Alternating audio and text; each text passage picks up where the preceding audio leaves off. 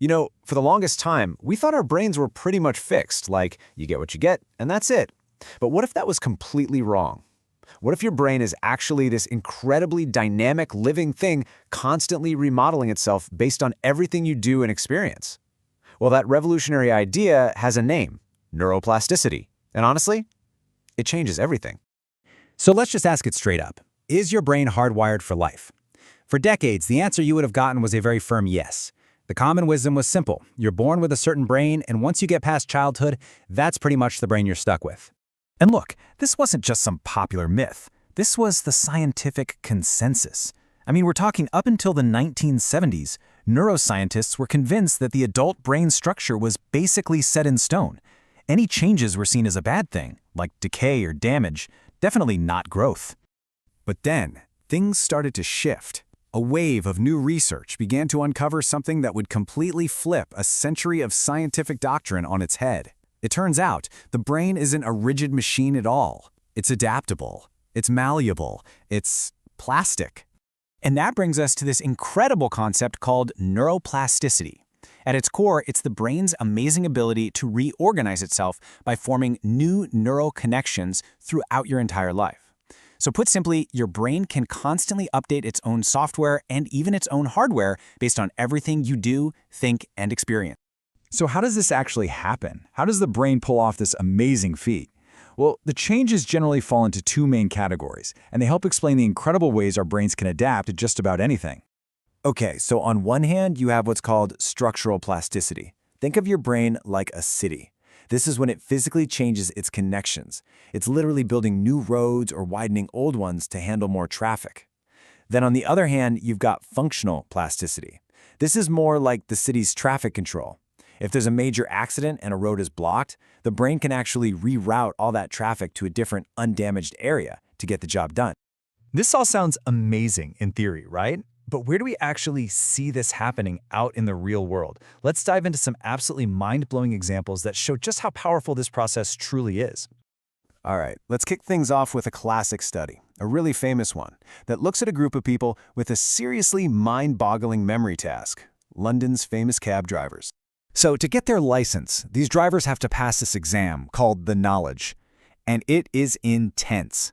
It requires them to memorize the layout of, get this, 25,000 streets, plus thousands of landmarks and points of interest. It's one of the most demanding mental workouts you can possibly imagine. So what happened inside their brains after all that work?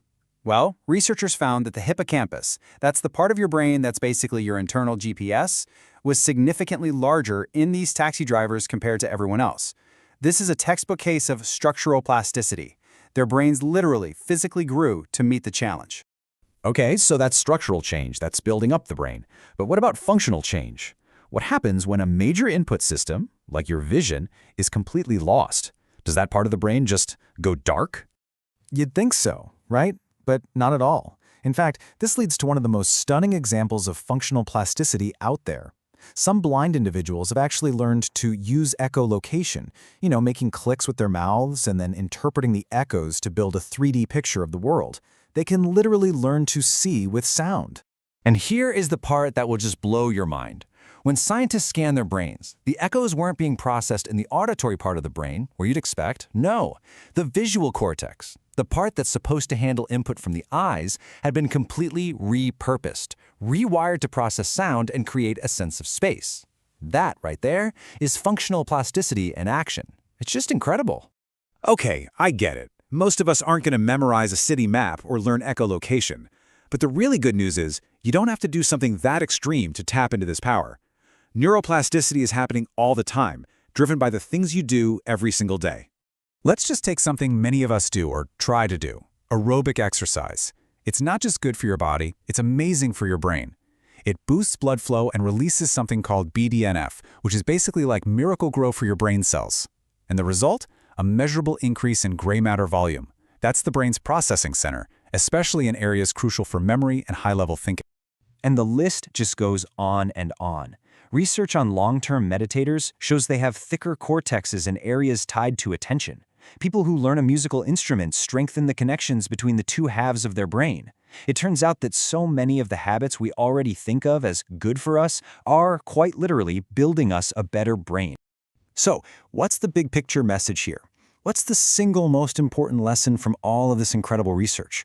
Well, it's that we have way more control over the structure and function of our own brains than we ever thought possible. The ultimate takeaway is this: you are the architect of your brain. It's not set in stone. Every new skill you learn, every workout you finish, every new place you visit, it's all directing the construction project going on inside your head. Your thoughts, your habits, and your actions are the tools you use every single day to shape the physical organ that makes you, you. And that really leaves us with one final powerful question. It's not about if your brain can change. We know it can. The real question is, now that you know this is possible, how will you consciously choose to shape it? What are you going to build today?